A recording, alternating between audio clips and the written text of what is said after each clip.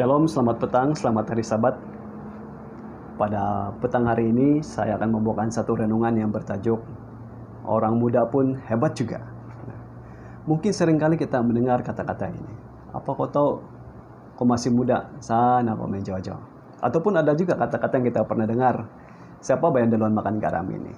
Nah, apabila kata-kata ini muncul ataupun diberikan, dilontarkan kepada orang muda, biasanya 99% orang muda itu akan merasa kecewa.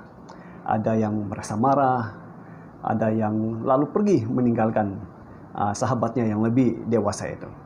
Nah, saya percaya orang muda pun mau dianggap hebat, betul kan? Ya, kita mau dianggap hebat. Orang muda pun mau diakui oleh orang yang lebih dewasa daripada mereka bahwa orang muda ini pun boleh, ataupun orang remaja ini boleh melakukan sama seperti apa yang orang dewasa lakukan. Nah, satu pertanyaan yang penting yang perlu kita jawab dalam kehidupan kita sebagai orang muda adalah, kita itu mau hebat dari segi apa? Kenapa saya katakan begini? Kalau kita baca di dalam 1 Korintus 10 ayat 23 menuliskan, segala sesuatu diperbolehkan benar, tapi bukan segala sesuatu itu berguna. Segala sesuatu diperbolehkan benar, tapi bukan segala sesuatu itu membangun. Ada satu pernyataan yang menarik yang saya peroleh daripada internet mengenai orang muda.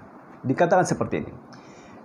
Di usia remaja ini, biasanya orang mengibaratkan sebagai satu masa pergolakan. Karena apa? Karena masa inilah masa peralihan dari kanak-kanak ke dunia orang dewasa. Peralihan dari kanak-kanak ke dunia orang dewasa.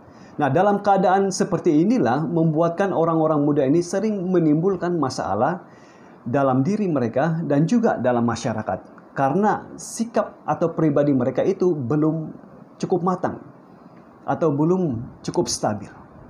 Nah, jadi dalam keadaan seperti ini, kalau masih belum stabil ataupun belum matang, bagaimana orang muda itu boleh mempertahankan sikap atau kelakuannya itu baik atau benar atau bersih di hadapan bukan saja masyarakat tetapi di hadapan Tuhan.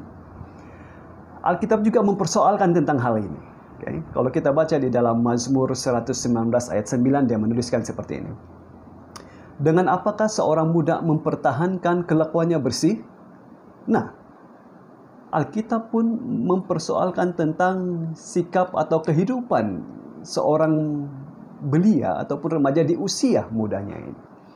Karena ini menjadi satu pertanyaan yang penting yang perlu kita jawab. Kalau kita melihat rata-rata orang dewasa, orang muda di zaman kita sekarang ini, banyak masalah yang timbul. Kalau kita lihat di dalam Facebook, pergaduhan di antara satu dengan yang lain, karena hal-hal yang sepele saja. Yang baiknya adalah Alkitab tidak membiarkan kita dengan satu pertanyaan, pernyataan tanpa ada jawaban. Alkitab memberikan kita satu jawaban supaya kita boleh melihat kehidupan kita dan memperbaiki kehidupan kita. Kalau kita baca pernyataan selanjutnya di dalam ayat yang sama, Mazmur 119 ayat 9, saya bacakan sekali lagi. Dengan apakah seorang muda mempertahankan kelakuannya bersih? Dengan menjaganya sesuai dengan firman-Nya. Dengan menjaganya sesuai dengan firman-Nya. Satu hal yang boleh kita perhatikan adalah di zaman orang Israel ataupun orang Ibrani, ibu itu memainkan peranan yang penting kepada orang-orang muda di usia mereka masih kecil lagi. Disinilah ibu itu akan memperhatikan tabiat mereka dan mengajarkan mereka tentang menghormati Tuhan ataupun rasa takut akan Tuhan. Inilah yang diucapkan ataupun dituliskan di dalam Ulangan pasal yang ke-6. Dituliskan di sana, hendaklah engkau mengajarkan anakmu berulang-ulang. Mengajarkan tentang apa? Pastinya takut akan Tuhan. Saya sedang membawa pemikiran kita pada satu cerita yang terdapat di dalam Daniel pasal yang pertama. Sekitar tahun 605 sebelum Masehi, bangsa Israel telah ditawan oleh bangsa Babylon. Dan mereka dibawa ke kota Babylon untuk menjadi hamba kepada bangsa ini. Tetapi yang menariknya adalah ada juga sebahagian orang yang diambil untuk menjadi pekerja kepada raja ataupun orang-orang Babylon di istana.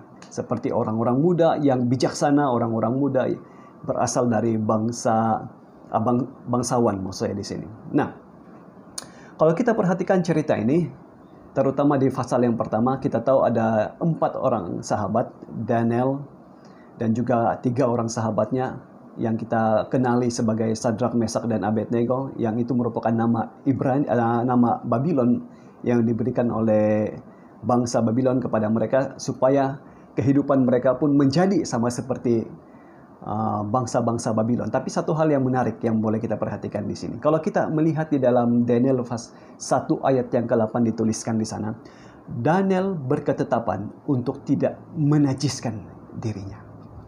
Nah, sahabatku orang muda, kita perlu menetapkan satu hal yang penting di dalam kehidupan kita ini. Menetapkan diri kita untuk tidak menajiskan diri kita dari segi apapun itu. Pada waktu Daniel dan sahabat-sahabatnya berketetapan untuk melakukan sesuatu hal yang benar ini, di sanalah Tuhan mengaruniakan Daniel dan sahabat-sahabatnya berkat yang tidak pernah mereka bayangkan di dalam kehidupan mereka.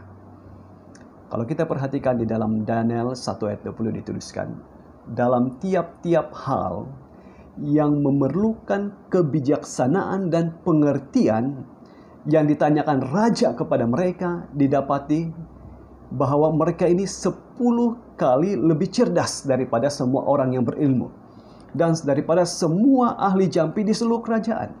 Maksudnya adalah mereka lebih pintar daripada orang yang pintar yang ada di Babylon. Wah, luar biasa, sahabatku. Kita perlu sama seperti Daniel dan sahabat-sahabatnya, meletakkan satu dasar yang kuat dalam kehidupan kita, yaitu menghormati Tuhan kita. Walaupun kita berada dimanapun, bukan berada di tempat kita, di tempat orang lain, kita perlu memperlihatkan kehidupan Kristus itu hidup dalam hidup kita sebagai orang muda. Nah, saya percaya inilah satu hal yang penting yang perlu kita letakkan di dalam kehidupan kita sebagai orang muda. Bukan mau mencari sama seperti orang dewasa yang mungkin lebih kaya daripada orang-orang muda, tidak. Itu mungkin penting, mungkin. Tapi ada satu hal lagi yang lebih penting daripada itu adalah apa? Kita mau iman kerohanian kita itu lebih baik daripada orang yang lebih dewasa. Nah, sahabat ke orang muda, boleh saja orang lain akan lebih hebat daripada kita. Boleh saja orang lain lebih pintar daripada kita.